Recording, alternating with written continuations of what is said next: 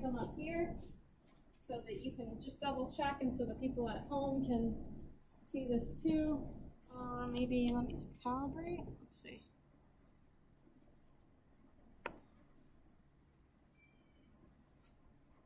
Should be okay.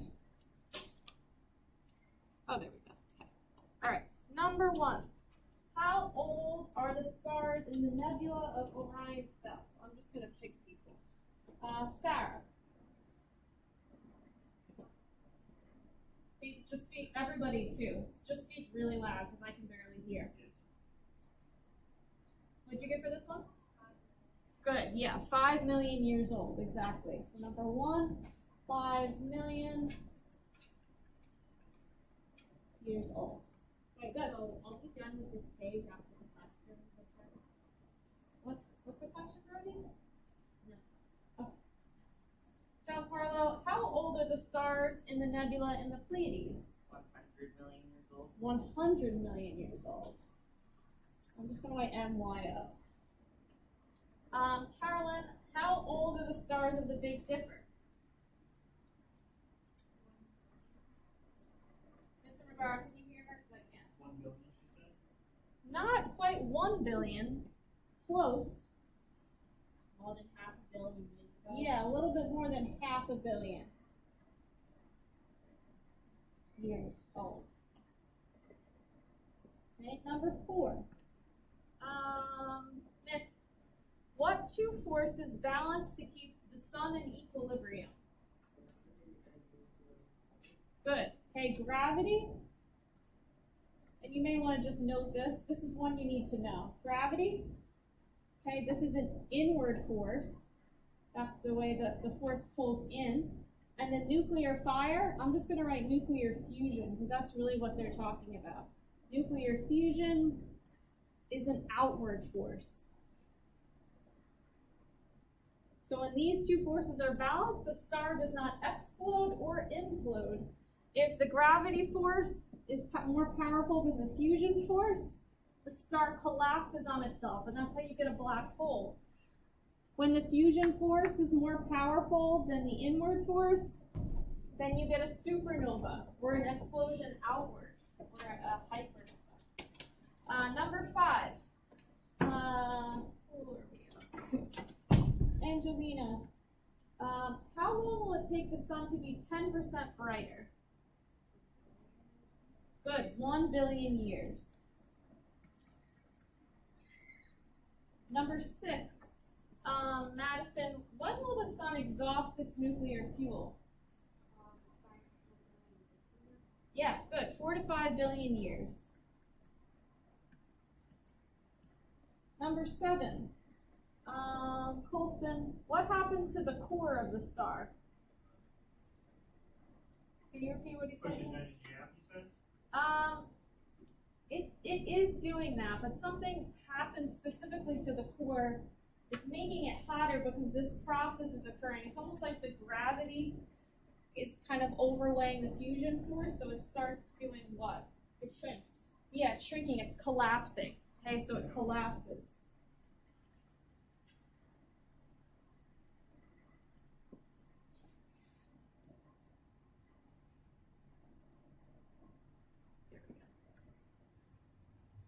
Number 8. How much bigger will the sun become? Who are we up to? Cole.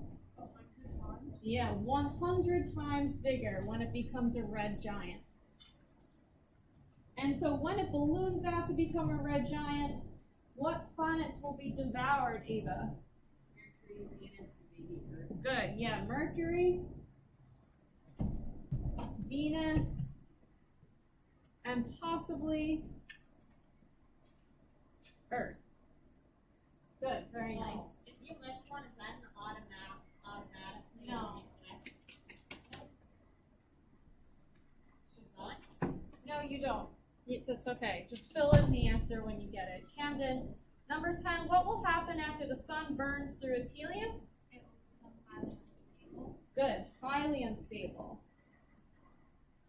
This is pretty much the sun's life cycle. Right now it's kind of middle-aged. It'll become a red giant, then become highly unstable, and it will become a white dwarf.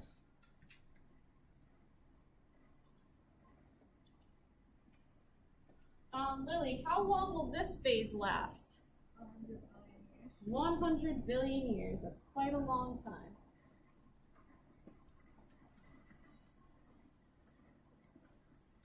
Good. And Brody, toward the front, what will happen when Sirius becomes a red giant? Oh,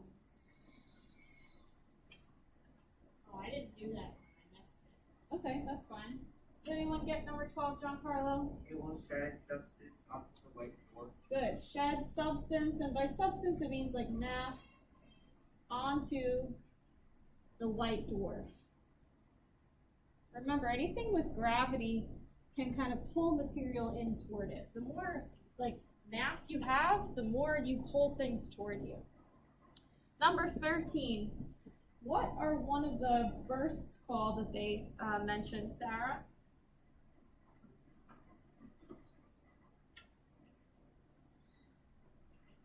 What were the bursts called? What'd you say? A nova. Yeah, a nova, exactly. A nova is like a star explosion. How much will Rigel shrink down, Michael? 100,000 years. 100,000 times. Yep, exactly. Once it can't shrink anymore, Giancarlo, what will happen? Supernova. Supernova.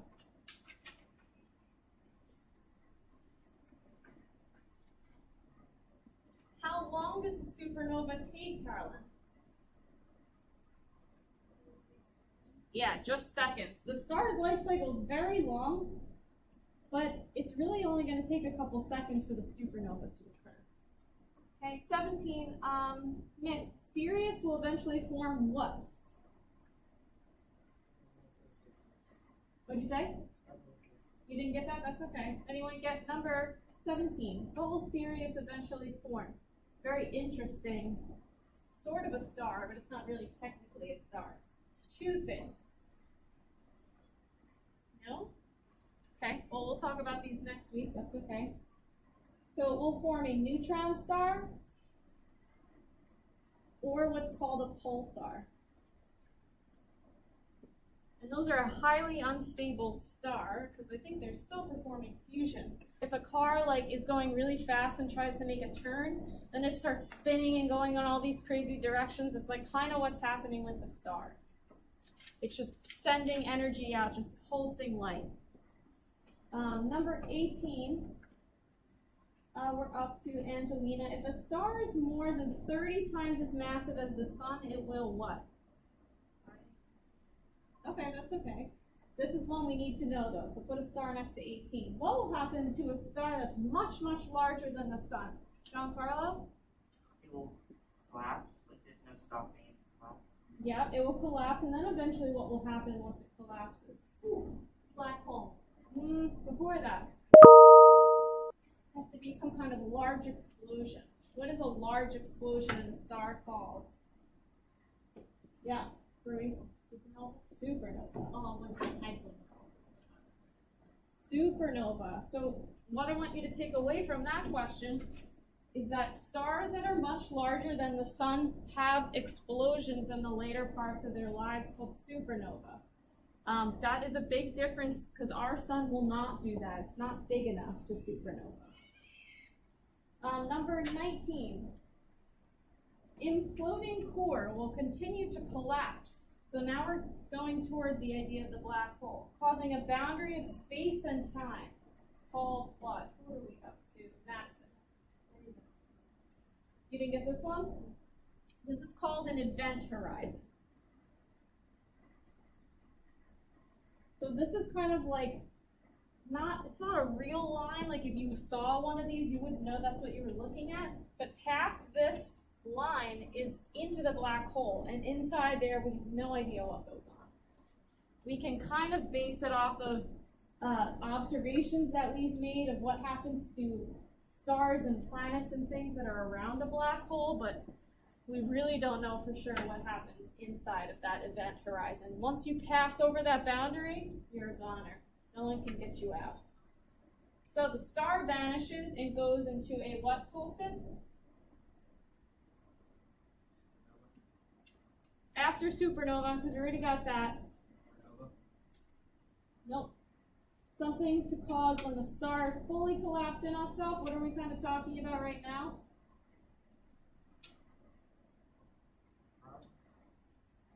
What'd you say? Past the event horizon. So what is this having to do with? What's getting pulled in? What is it getting pulled into? What is this thing that's sucking in everything around it? What'd you say? Black hole. Black hole, exactly. So stars that supernova are large enough that they may also become a black hole. It has to be a really, really big star. So, much worse than a supernova is a hypernova. That's a big one. Oh yeah. We make an atomic bomb look like a firecracker. 22. What are the dark patches in the Milky Way, Lily? Good. Interstellar dust. 23. How often do we see a supernova in a century, Camden? Yep, just once, not very often. So if you do get to observe one, consider yourself very lucky. 24. About 7,500 million light years away is what nebula, Ava? Carina Nebula. Yep, the Carina Nebula. And how many years does it take a ray of light to cross the Carina Nebula pole?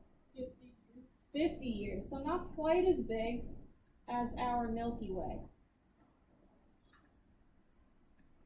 26, back up to Sarah.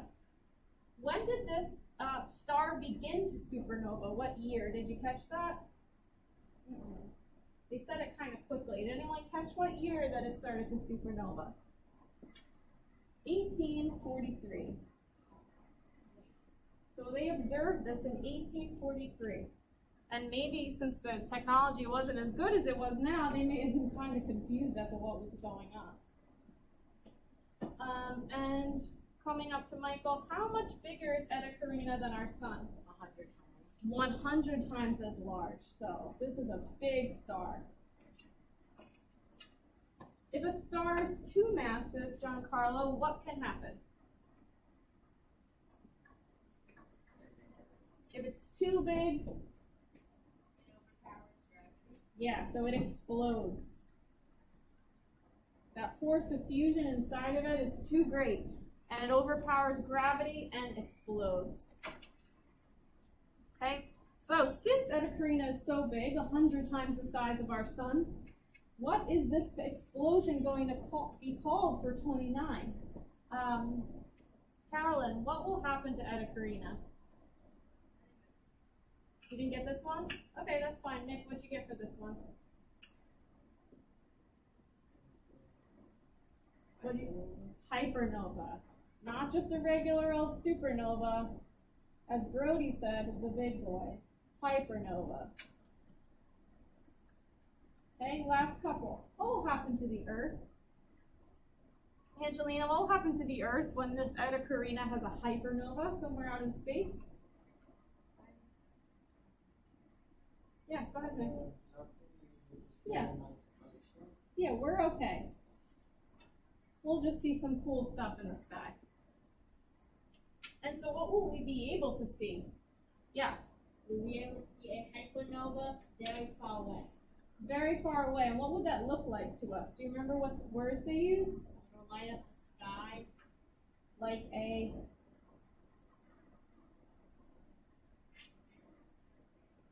Second moon. yeah. So it's like a almost like a second moon. So it'll be very bright, just like Brody said.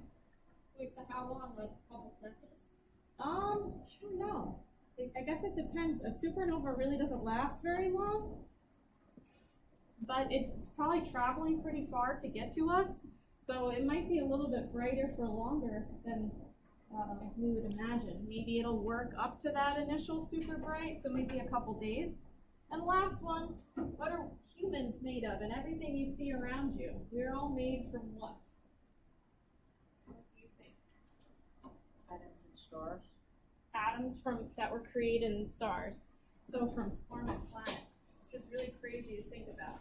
Yeah. What'd you say? What's a light? A light dwarf?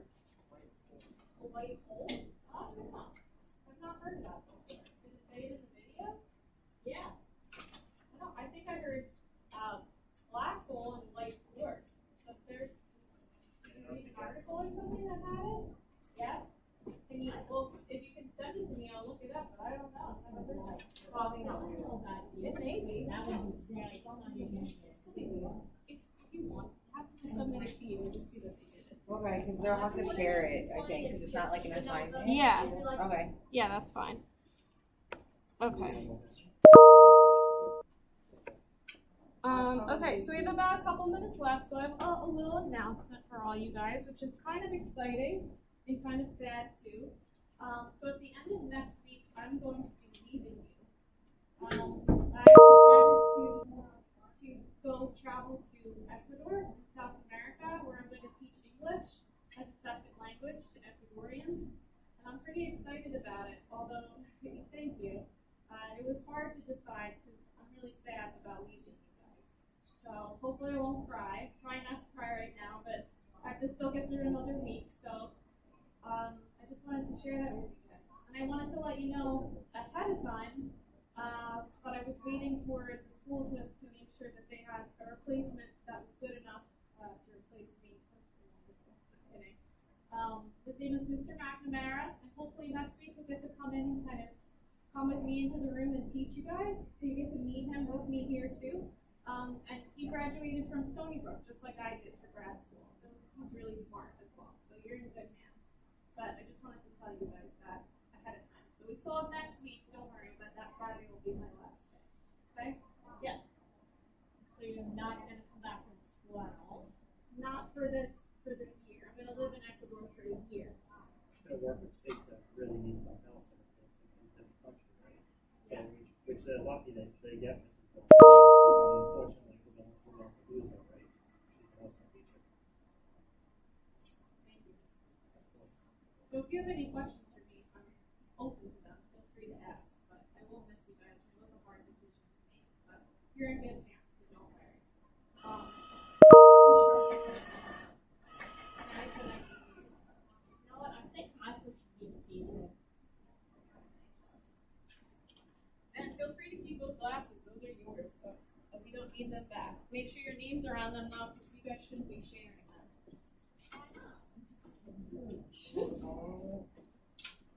And next week we'll be talking about the star life cycle. So it'll be kind of like what you did in the video, but we'll actually be learning each piece and kind of how a big star